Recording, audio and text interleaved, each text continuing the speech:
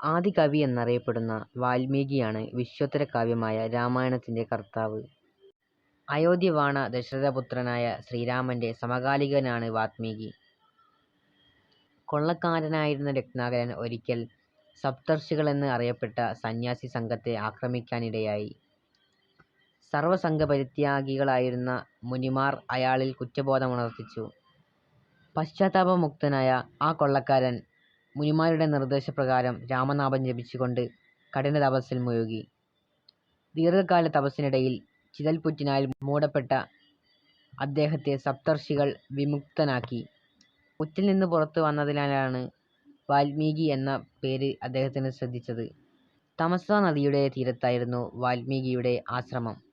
ഒരിക്കൽ ഭരദ്വാജൻ എന്ന ശിഷ്യനോടൊപ്പം സ്നാനത്തിനിറങ്ങിയ വാൽമീകി മരക്കൊമ്പിലിരുന്ന ക്രൗഞ്ചമിഥുനങ്ങളിലൊന്നിനെ ഒരു കാട്ടാളൻ അമ്പെയ്തു വീഴ്ത്തുന്നത് കണ്ട് വിഷാദഗ്രസ്തനായി. മാനിഷാദ എന്നു തുടങ്ങി വേടനെ ശപിക്കുന്ന ഒരു ശ്ലോകം വാൽമീകിയിൽ നിന്നുരുവായി. കാവ്യഭംഗിയാർന്ന പ്രസ്തുത ശ്ലോകം അക്കാലത്ത് സൂര്യവംശരാജാവായിരുന്ന രാമൻ രാവണനെ നിഗ്രഹിച്ച കഥ പദ്യരൂപത്തിലാക്കുന്നതിനു വാൽമീകിക്ക് പ്രചോദനം നൽകി. അങ്ങനെ രാമായണം എന്ന വിശ്വമഹാകാവ്യം രചിക്കപ്പെട്ടു.